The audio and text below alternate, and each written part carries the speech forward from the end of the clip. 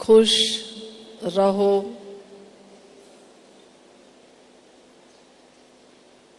खुशी बांटो, मगर आवाज ना हो।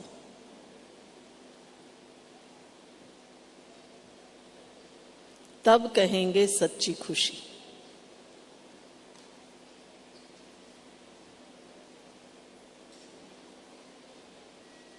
कलयुगी दुनिया में जितने भी खुशी के साधन हैं,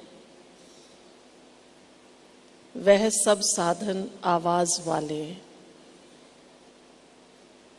आप कलयुगी दुनिया का म्यूजिक सुनिए, गाने सुनिए, उनका डांस देखिए, पार्टीज देखिए, मिलते तो हैं, सब बहुत खुशी से मिलते हैं, लेकिन आवाज देखो उसमें कितना है। और बाबा ने हम बच्चों को क्या सिखाया है? खुश रहो, आवाज से परे रहो।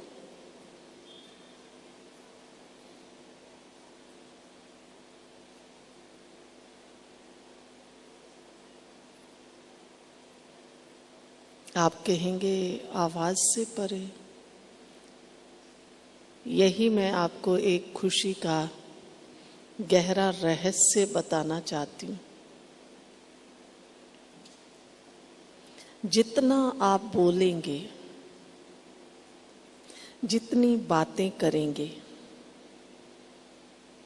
जितना बाहिर मुखता में आएंगे,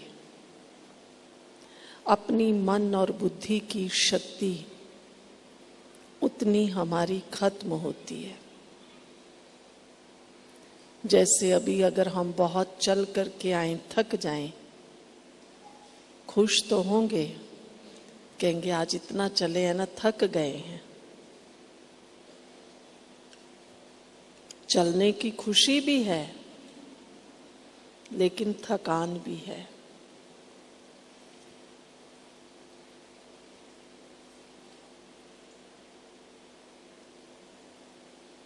राजयोगी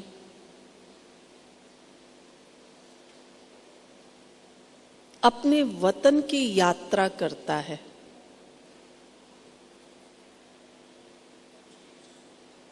और आनंद में रहता है।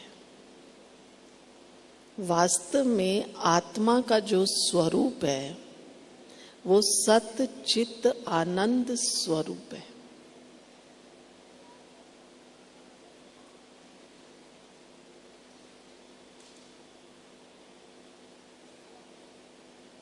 आत्मा को आनंद चाहिए।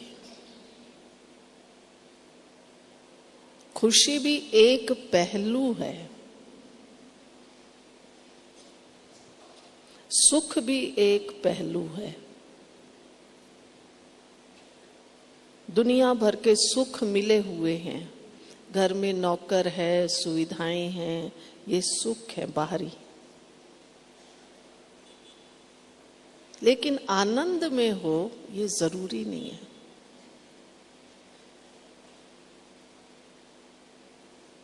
आज कुछ हम अपनी मनपसंद चीज खरीद के ले आए,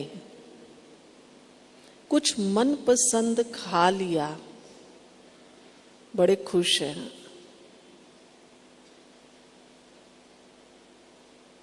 लेकिन आनंदमय हो ये जरूरी नहीं है। आत्मा चैतन्य है,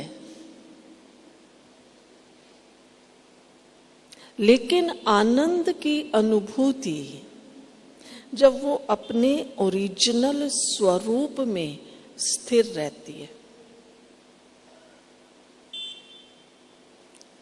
सत चित आनंद। सत्य के दो अर्थ हैं। सत्य माना सत्य, जो सच है, और सत्य माना अविनाशी। मैं आत्मा अविनाशी हूं।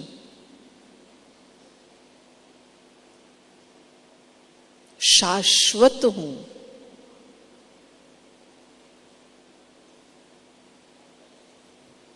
सत्यता, स्वच्छता, सफाई, ये मुझ आत्मा का स्वधर्म है। तो हम सदा आनंद में रहेंगे और उसका प्रैक्टिकल स्वरूप है खुश रहेंगे, खुशी देंगे। लेकिन हम जिस दुनिया में रह रहे हैं, आप कहेंगे शांतिवन में तो खुशी है, क्योंकि ना रोटी की बनाने की चिंता, ना सब्जी लाने की चिंता, दूध फ्रिज में रखा है या नहीं, चाय बनाने लगे दूध फट गया, कोई चिंता नहीं है। चाय भी अच्छी मिलती है, सबको अच्छी मिलती है ना, आइसक्रीम भी खाने को अच्छी अच्छी मिलती है, कौन सी चिंता है। कहेंगे बहन जी जब घर वापस जाएंगे ना, बस यहां से निकलते वो चिंता का टोकरा शायद शांति वन के गेट के बाहर ही पड़ा हुआ है, वो फट से यहां चढ़ जाता है, उठाना भी नहीं पड़ता, चढ़ जाता है। तो भाई इस दुख अशांति के टोकरे को स्वाहा कर दीजिए। अब आपके मन में बहुत से प्रश्न आएंगे, बहन जी महंगाई बहुत है। मैं आपसे भी पूछती हूं, मैं बड़ी बड़ी सभाओं में पूछा करती हूं, महंगाई बहुत बढ़ गई है, पेट्रोल बहुत महंगा हो गया है, आप में से कितनों ने गाड़ी चलानी छोड़ दी है? या आप कहेंगे हम तो माताएं हैं, गाड़ी नहीं चलाते। आपके बच्चे हैं, पति हैं, भाई हैं, जिसने स्कूटर चलाना इसलिए छोड़ दिया कि पेट्रोल महंगा है, गाड़ी इसलिए चलानी छोड़ दी कि डीजल पेट्रोल महंगा है। तो जरा हाथ उठा ले, छोड़ दिया आपने महंगाई के कारण, महंगाई के कारण। अच्छा एक है, और कोई? देखो कोई नहीं, एक बहन कह रही है सिर्फ कि हमने इसलिए छोड़ा है कि महंगाई हो गई है।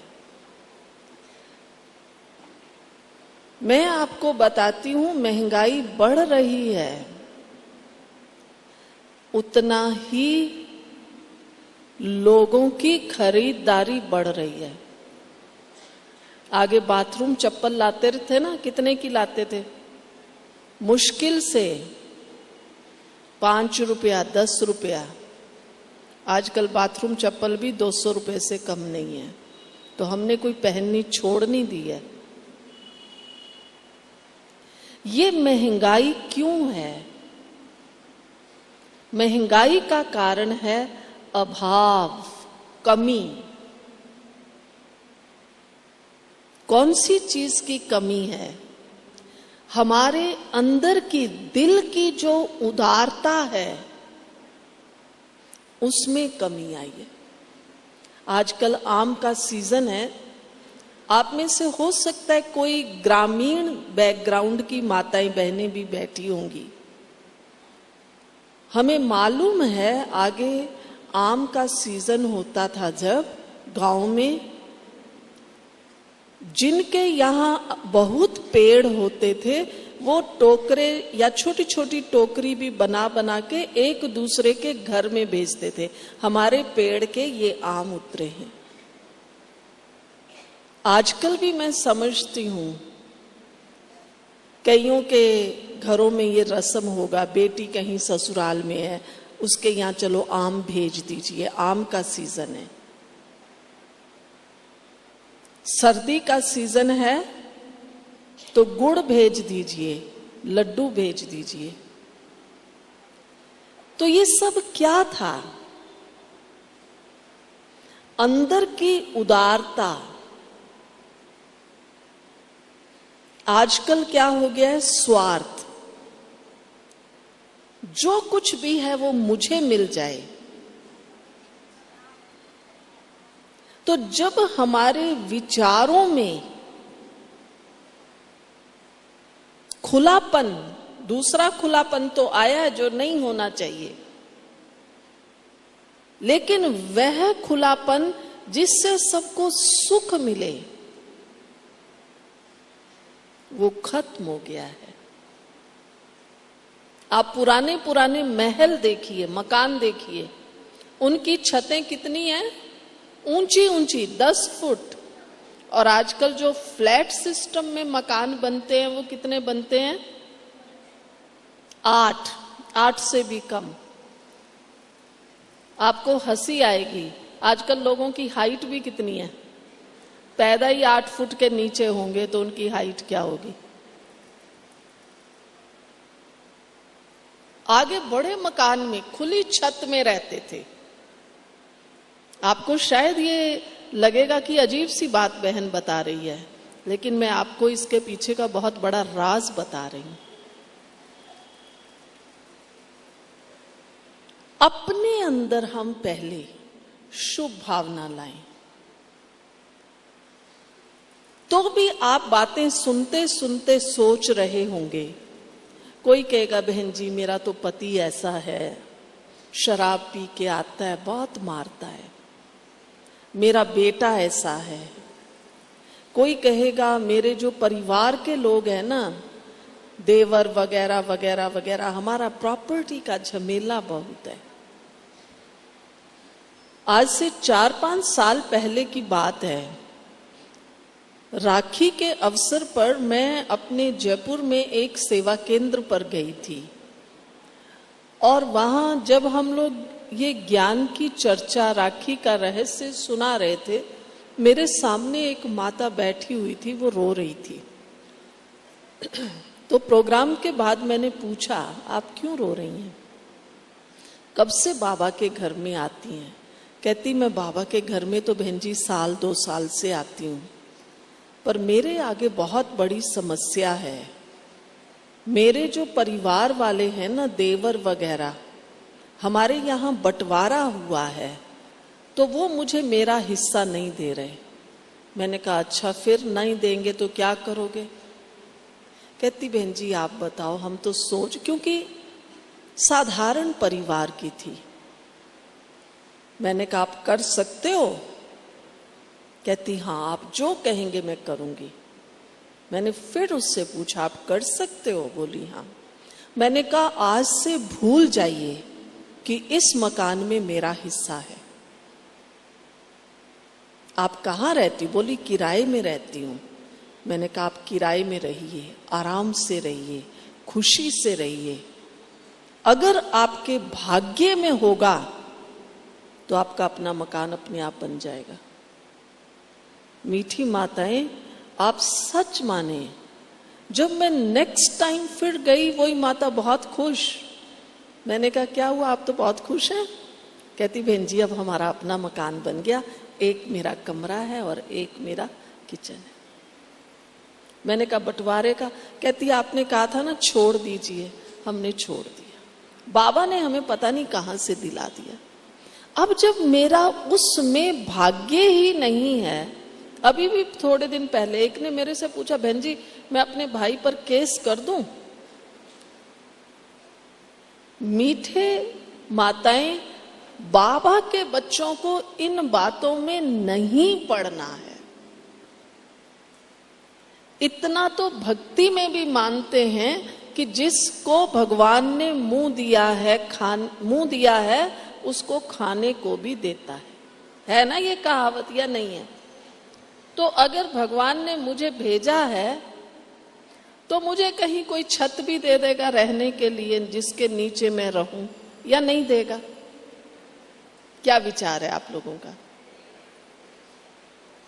क्योंकि ये भी आप लोगों का अनुभव होगा। हमारे पास तो बहुत आते हैं, मैं तो खुले रूप से ये राय देती हूं, अगर आपका बाबा में विश्वास है आप केस मत कीजिए। और हमने बहुतों को देखा है बाबा अपने आप देते हैं।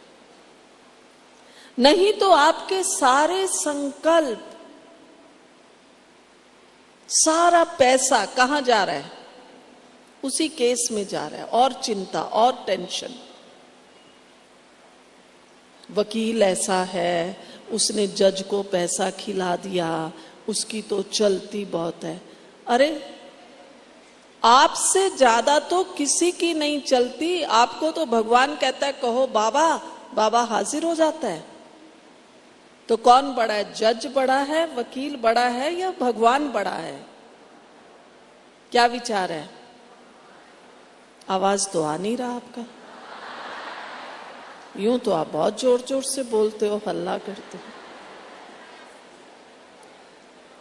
अपना निश्चय पक्का कीजिए, मेरा साथी बाबा है।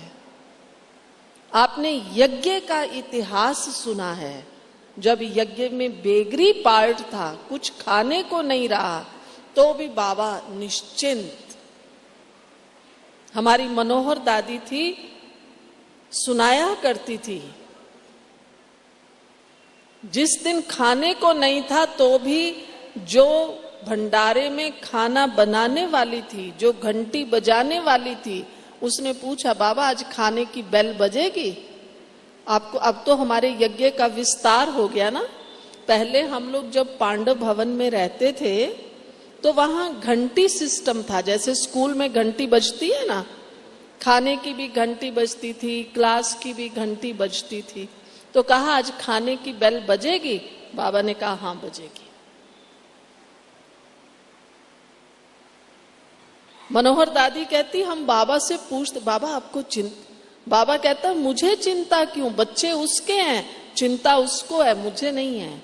और बाबा का चेहरा देखो एकदम खुशनुमा।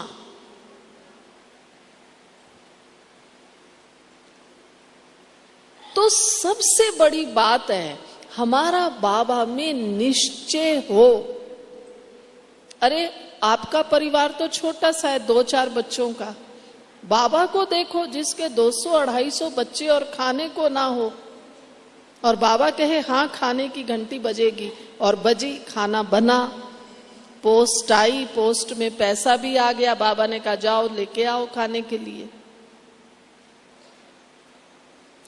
तो अगर हमारा बाबा में निश्चय है तो बाबा ने क्या कहा है? अपने समय को, अपने संकल्प को सफल करो। अगर हम ये चाहते हैं मुझे खुश रहना है, तो ये ना कहो बेटा ऐसा है, देवर ऐसा है, सासू ऐसी है। हर घड़ी देखो मैं कैसी हूं। मुझे बाबा ने कहा है ना तू बाबा को याद कर, मैं बाबा को याद कर रही हूं। बाबा ने मुझे वरदान दिया है, बच्ची तुम पद्मा पदम भाग्यशाली हो। और मैं क्या कर रही हूं? अपने भाग्य को कूट रहाए, मेरे भाग्य में तो मकान नहीं है।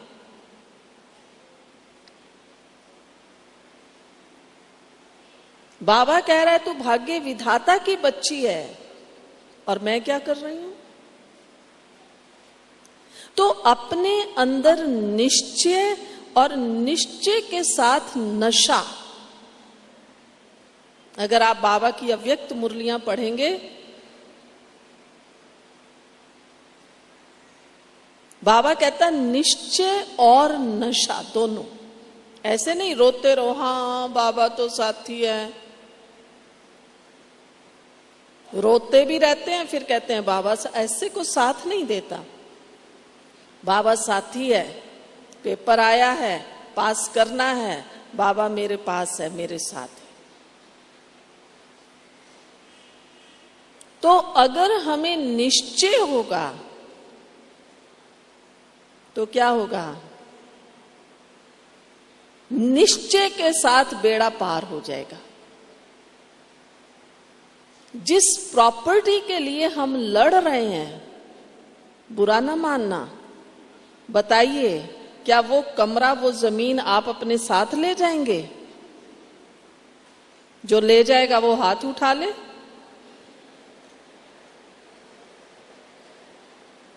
माताओं बहनों ने जो पहना भी हुआ है ना, यहां नाक में, कान में, हाथ में, आत्मा निकल गई तो हमारे पीछे वाले ये नाक का भी निकाल लेंगे, कान का भी निकाल लेंगे, हाथ का भी निकाल लेंगे, गले का भी निकाल लेंगे, जिसके लिए हम लड़ रहे हैं। मेरी बहन के पास तो इतना है, जेठानी के पास तो इतना है, मेरे पास। अरे बाबा ने जितने मुझे ज्ञान रतन दिए हैं वो तो उनके पास है ही नहीं। मेरे जैसा सौभाग्यशाली कौन। बाबा ने कहा वाह रे मैं। अभी तो हमारी एक किताब भी बन गई है, वाह रे मैं ब्राह्मण आत्मा, लिटरेचर से खरीद लीजिए। बाबा ने कितने स्वमान दिए हैं, रोज एक स्वमान पढ़ें और नशा चढ़ाएं। तो ज्ञान का नशा हो, शिव बाबा में निश्चय हो, तो हम खुश रह सकते हैं। कोई कोई समझते हैं मेरा पति तो शराबी है। पति शराबी है, मैं कौन हूं? मैं तो शिव बाबा की हूं ना। बाबा ने कहा बच्चे तुम इष्ट देव इष्ट देवी हो। यूं तो एक साकार मुरली में कभी आ जाएगा, कई बार आया भी है। किसी ने कहा बाबा मेरा पति मुझे बहुत मारता है, तो एक साकार मुरली में है, बाबा ने कहा बच्चे पिछले जन्म में तुमने भी उसको मारा होगा ना, तो अभी वो भी मारता है। तो कोई ना कोई तो हमारा हिसाब किताब है ना। अभी तो आप सबने मिलके ताली बजा ली, लेकिन जिनके साथ ऐसा बीतता होगा वो कोई बताए ताली बजा रहे हैं या नहीं बजा रहे हैं।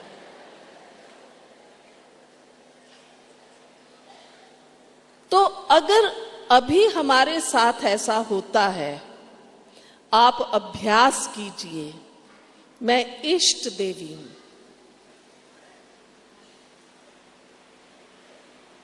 चलते फिरते उठते बैठते, सवेरे शाम बैठ बैठ कर 1-1.5 घंटा यही अभ्यास कीजिए, मैं इष्ट देवी हूं। और ऐसे ही बैठिए, अभी बैठिए आप, छोड़िए जरा कुर्सी और सोफे का सहारा, हाथ ऐसा कीजिए, वरदानी हाथ, एकदम सीधे होकर बैठिए। जो खड़े हैं प्लीज बैठ जाइए, जहां भी हैं बैठ जाइए, और ऐसा एकदम सामने, और अपना ध्यान बिल्कुल यहां मस्तक के बीचों बीच मैं एक लाइट हूं, माइट हूं।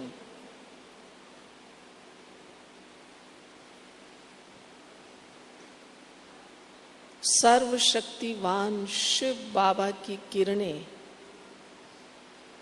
मुझ आत्मा पर आ रही हैं।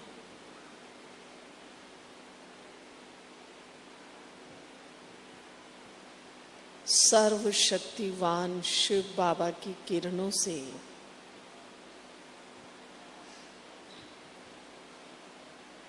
आत्मा शक्तिशाली बन रही है।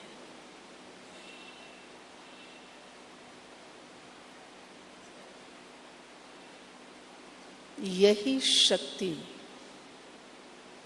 यही स्नेह, यही प्रेम की किरणें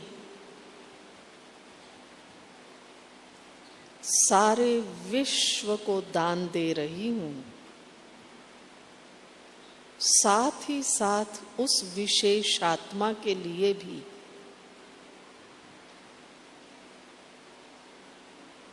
ये आत्मा भी बाबा के कार्य में सहयोगी बने, साथी बने।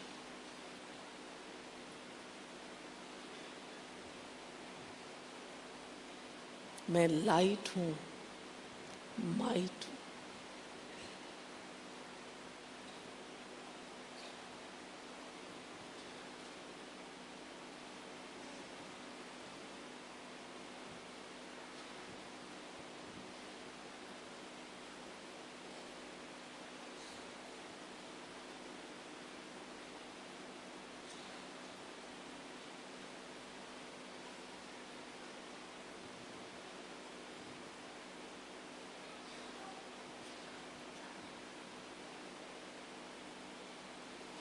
रिलैक्स।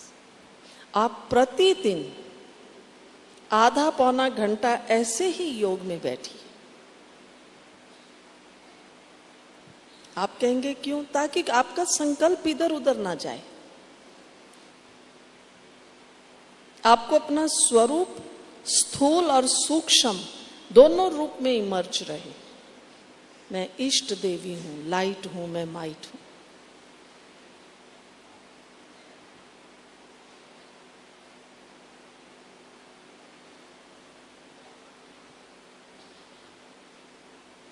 और फिर जब हम प्रैक्टिकल कर्म क्षेत्र में आते हैं, उस समय भी अपने अंदर यही शुभ भावना रखें, इतना ही स्नेह रखें, वाणी हमारी इतनी ही मधुर हो।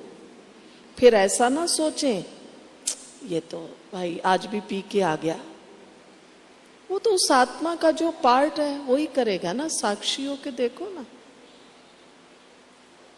आप अपनी दृष्टि रखो, विचार कीजिए, अगर मंदिर में कोई व्यक्ति शराब पी के जाए तो क्या देवी उसको डंडा मारेगी?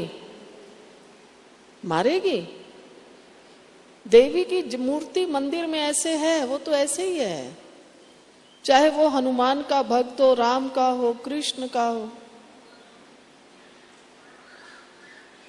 वो उसको सजा नहीं देते हैं। लेकिन अगर वो पी के आया है तो अपने आप उसको सजा मिलती है, उसको भगवान का वरदान नहीं मिलता है। तो मैं तो चैतन्य इष्ट देवी हूं, मैं इष्ट देवी अपना पार्ट प्ले करूं।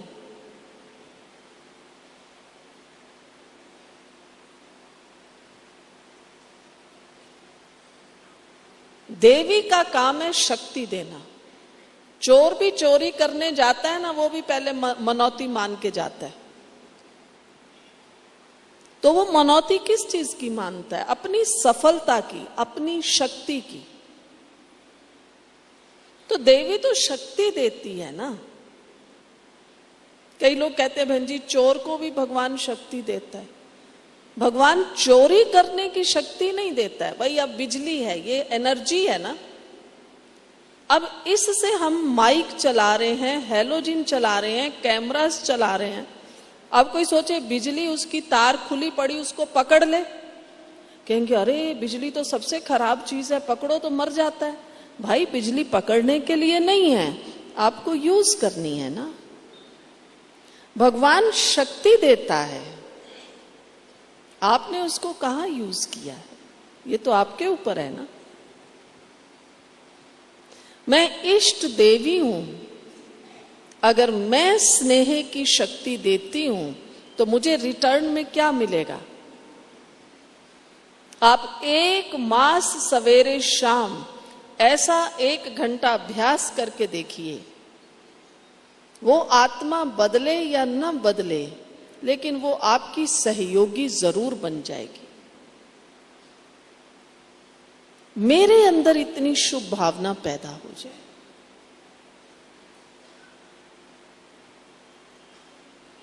साकार में बाबा को निश्चय था। कई बार आप बाबा की मुरलियां सुनते हैं साकार। बाबा को इतना बच्चे मैं कल जाके ये बनने वाला हूं। अगर आप पांडव भवन में जाएंगे, जिसको आजकल हिस्ट्री हॉल कहते हैं, हम पहले छोटा हॉल कहते थे, जैसे ही आप इधर जिधर से माताएं बहनें बैठती हैं, आप अगर उस पहले गेट से एंटर करें तो सामने ही ट्रांसलाइट का लक्ष्मी नारायण का चित्र है और उसके ऊपर श्री कृष्ण का है। और बाबा जब मुरली चलाते थे, बाबा को इतना नशा, बाबा कहता था बच्चे मैं कल जाकर ये मिचनू, ऐसे लगता था जैसे कोई अपने कपड़े चेंज करता है ना, अपने को लगता है बस अब ये पुराने खोल के हम नए कपड़ा पहनेंगे। बाबा को बिल्कुल ऐसी फीलिंग थी, मैं ये छोड़ के बस कल जाके ये मिचनू बनने वाला हूं। इतना नशा बाबा को रहता था।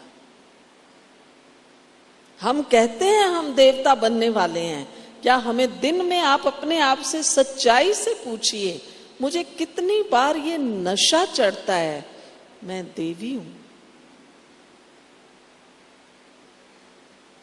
मैं देवी देवता बनने वाली श्रेष्ठ आत्मा हूं। कहना, इन होंठों से कहना अलग बात है, लेकिन ये नशा, मैं देवी और देवता बनने वाली आत्मा हूं, वाह मेरा भाग्य।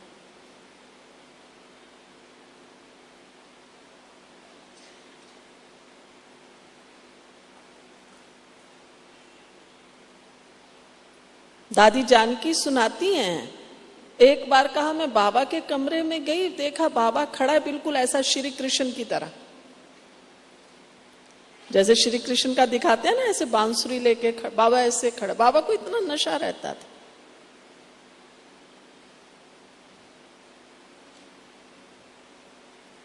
हमें भी बाबा कहता है, बच्चे तुम कौन हो? स्वदर्शन चक्रधारी हो। हमें नशा चढ़ता है? हम तो ये पूछते हैं, बहन जी स्वदर्शन चक्र कैसे फिराते हैं?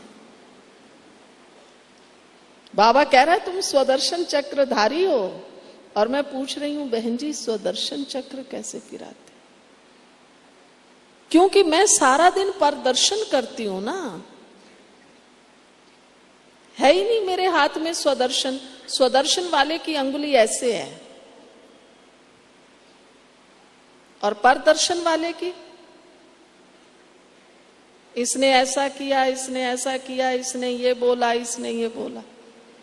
तो अब आप एक बार जरा खड़े हो जाइए, अपनी अपनी बिना आवाज के खड़े हो जाएं, सब बनेंगे स्वदर्शन चक्रधारी। सब कुछ छोड़ दीजिए, एक दूसरे को देखना नहीं है। अपने हाथ को यूं कीजिए,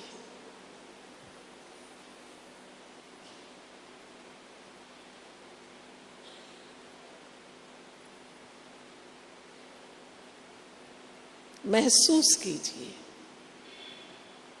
मैं स्वदर्शन चक्रधारी आत्मा हूं।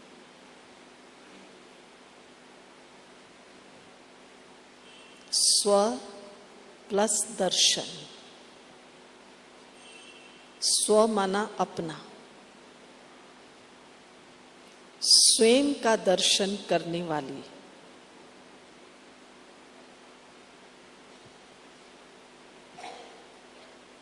मैं चैतन्य शक्ति आत्मा,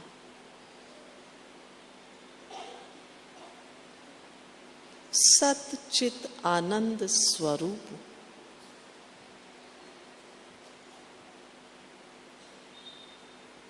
वाह वाह बाबा वाह, मैं सत्य स्वरूप आत्मा, अपने सत्य पिता के करीब हूं।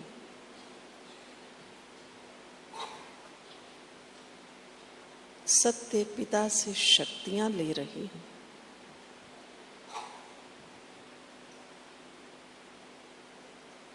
वाह मेरे बाबा, कितना ऊंचा बनाया है मुझे। मैंने तो कभी सोचा ही नहीं था। सचमुच में स्वदर्शन चक्रधारी आत्मा, सच्चित आनंद स्वरूप,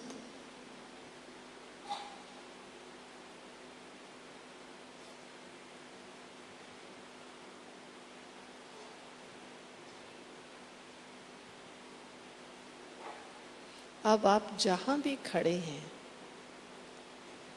बिना आवाज के जरा एक दूसरे की तरफ घूम जाएं और मुस्कुराकर अपने साथ के साथी को देखें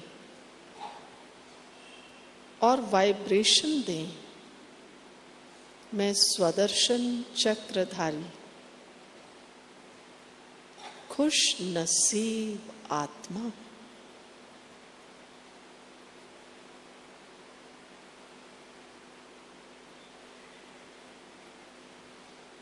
मुस्कुराइए।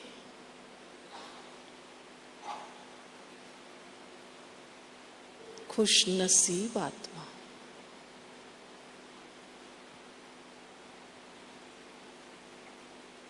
पुनः यथास्थान सीधे हो जाएं। सामने बाबा का चित्र है। बाबा से दृष्टि लें। बाबा को दिल ही दिल शुक्रिया अदा करें। बाबा, प्यारे बाबा, शुक्रिया बाबा।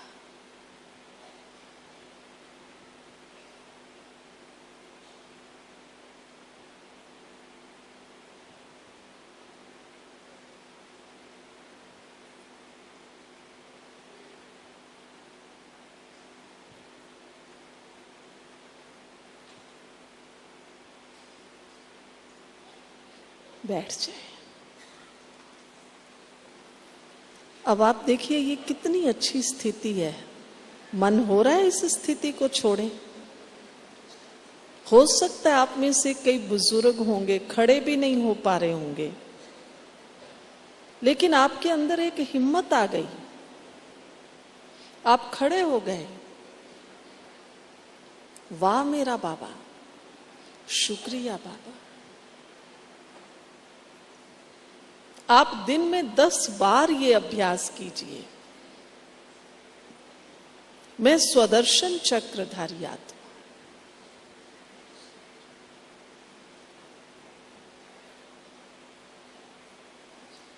क्यों क्या में ना जाएं, बस इतना सही सोचना है, बस यही बार बार कहना है।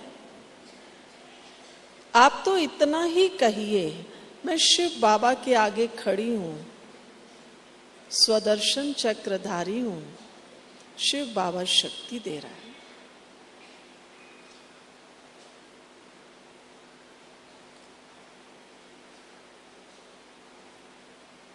आप दिन में 10 बार ये अभ्यास कीजिए।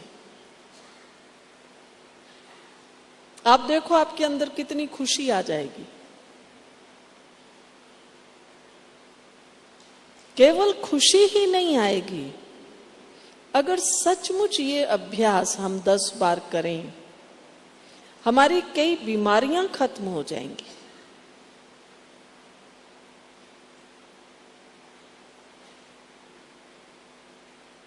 बहुत सी माताएं बहनें कहती हैं सिर दर्द रहता है, डॉक्टर कहता आपको माइग्रेन है। मेरे पास एक बहन है, शुरू शुरू में जब आई तो कहने लगी कि दीदी मैं सो जाती हूं ना, फिर उठती हूं तो मेरे सिर में और ही ज्यादा दर्द होता है। तो मैं तो हंस दी। मैंने कहा अगर सोने के बाद तेरे सिर में दर्द होता है तो बहन जागती रह, सोया ही ना कर। लेकिन ये भी तो संभव नहीं था। फिर मैंने 1 मिनट उसको ध्यान से देखा, उसको क्योंकि नई थी कन्या, समझने की कोशिश की। तो क्या था, वो बोलती बहुत थी, हंसमुख थी, रमणीक है। तो एक बार बाबा ने साकार मुरली में कहा है कि बच्चों को ये अभ्यास करना चाहिए, रात को सोने से पहले आधा घंटा बाबा को याद करके सोएं। तो उसको हमने कहा तुम रोज सोने से पहले आधा घंटा बाबा को याद करो और फिर जाकर के सोना, नींद करना। अभी भी वो बहन मेरे पास है। उसने 2-3 दिन किया और उसका सिर दर्द ठीक हो गया। नहीं तो वो इसलिए ही सोचती थी मैं कैसे बाबा की बनूं, कैसे सेवा करूं, मेरे को तो सिर दर्द रहता है, मुझे घर जाना पड़ेगा, वो एक वैद्य की दवाई खानी है, माँ के साथ जाऊंगी। अब इतनी तो हमने अपने अंदर बीमारियां पाली हुई हैं। तो वास्तव में है तो हमारे संकल्पों का ही ये सारा खेल। फिर हमने बहुतों पर ये बात ट्राई की। आप में से भी अगर किसी को सिर दर्द रहता है, आप रात को सोने से पहले आधा घंटा बाबा को याद करके सोइए।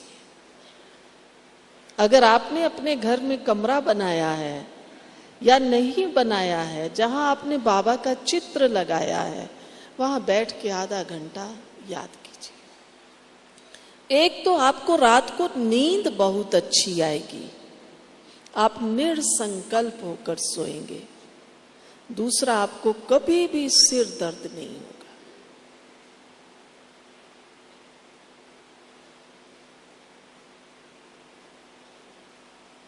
तो खुशी की चाबी है कौन सी? कौन सी? बाबा का प्यार। दुनिया वाले एक दूसरे को कहते हैं आई लव यू, और हम कहते हैं love with Baba. I love Baba. आप दिन में हजारों बार कहिए, बाबा के चित्र के आगे जाकर कहिए, बाबा आई लव यू बाबा।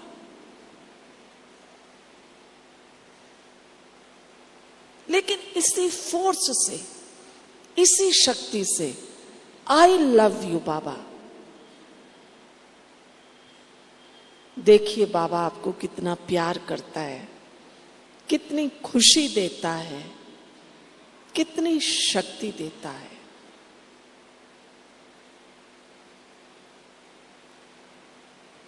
महसूस किसको होगा? कौन अनुभव करेगा इसका? कौन करेगा? मैंने हाथ उठाने को तो कहा ही नहीं। कौन करेगा? कौन करेगा?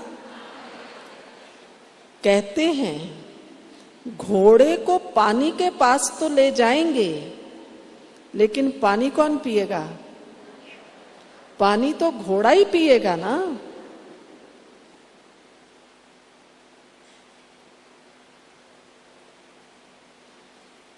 खुश किसे रहना है?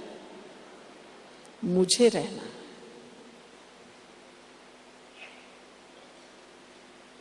खुशी की दवाई मुफ्त मिल रही है।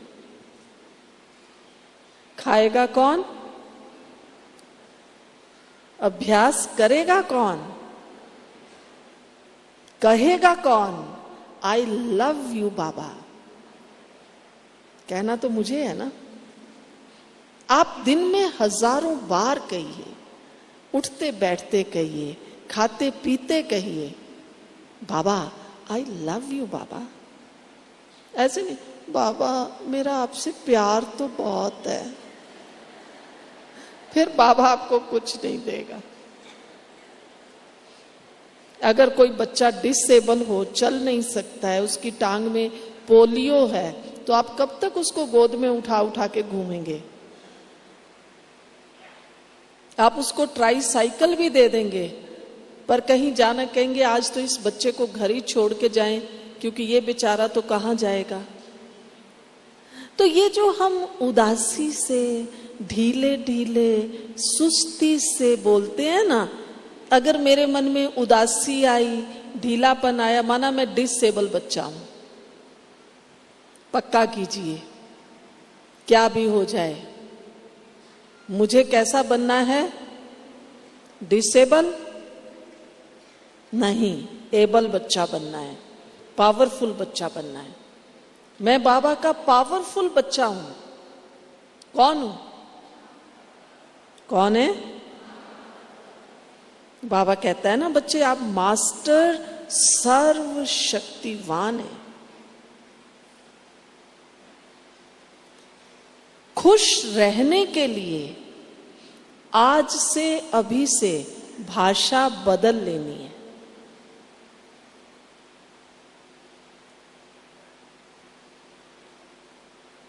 वो कलयुगी भाषा अब हमें नहीं बोलनी है। चाहे हमें व्यवहार कलयुगी मनुष्यों से करना है, लेन देन है। कहते हैं बहन जी क्या करें, दुनियादारी है ना। आपने तो घर बार छोड़ दिया, आप तो बाबा के घर में आ गए, तो मीठी माताएं देख लो, आपकी दुनियादारी बड़ी है या हमारी? बताइए, आपने कभी दिया है ऐसे 8,000 लोगों को सौगात? पूरे जीवन भर नहीं देंगे आप, कभी देंगे? 8,000 लोगों को गिफ्ट देंगे? लेने वालों ने मारा मारी की,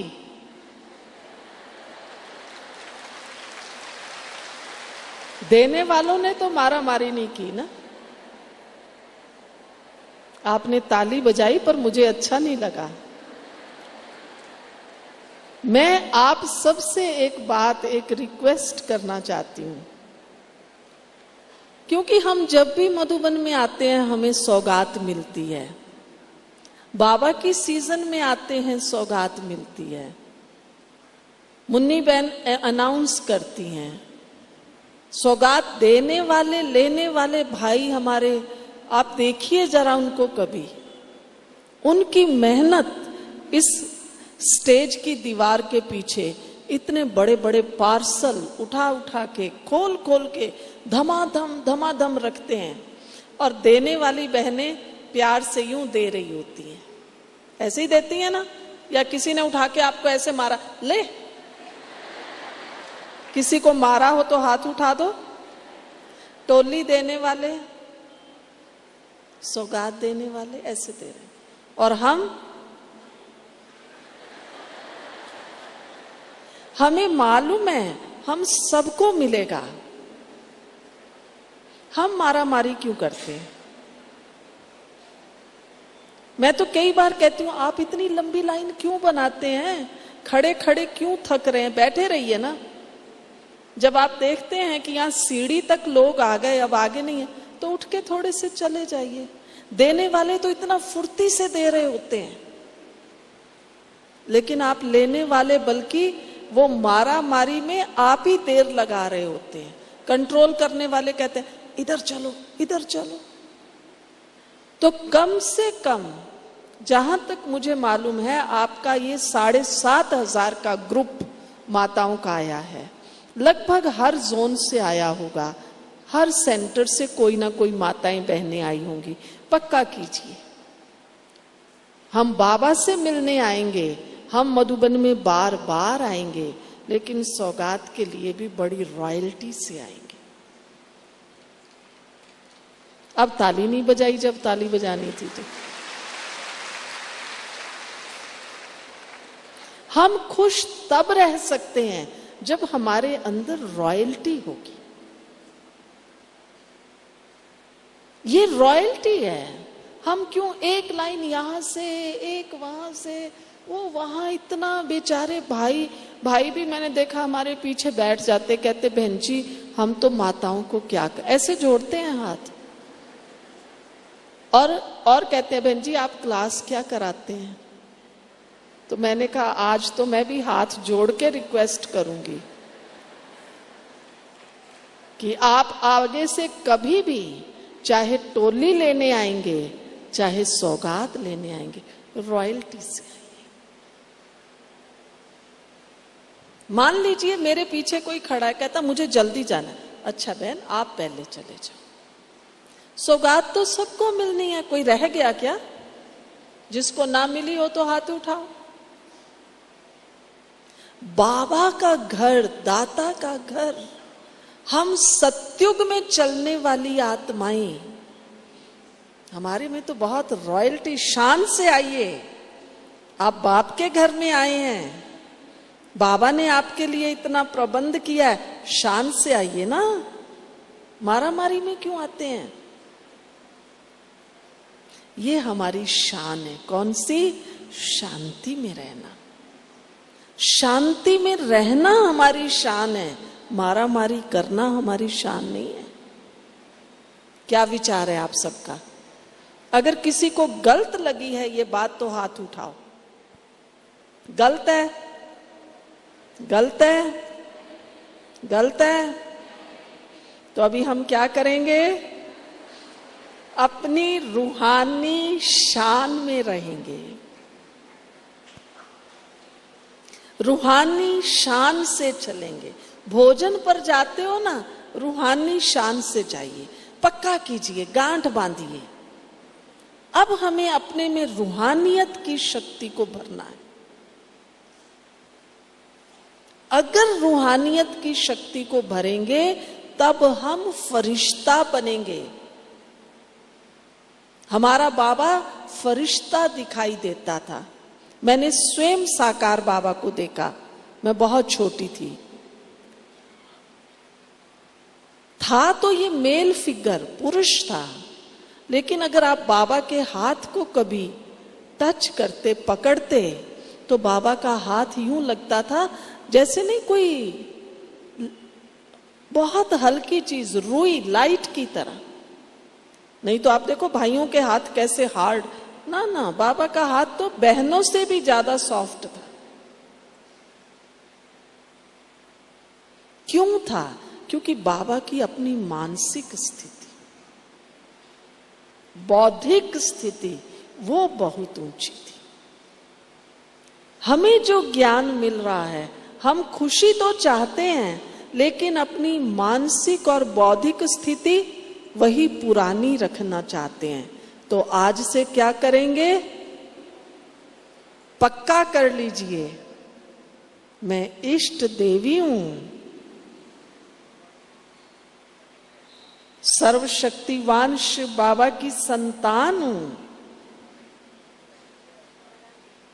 तो आपके अंदर स्वतः ही खुशी रहेगी।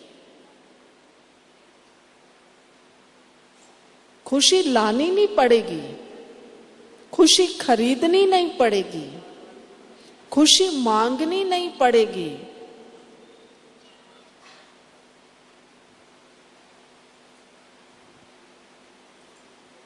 खुशी की शक्ति अंदर में जनरेट होगी। हर घड़ी मुंह से निकलेगा, वाह बाबा, वाह मीठा बाबा, वाह प्यारा बाबा, बाबा आप मेरे साथी हैं, वाह बाबा, वाह बाबा, वाह प्यारे बाबा।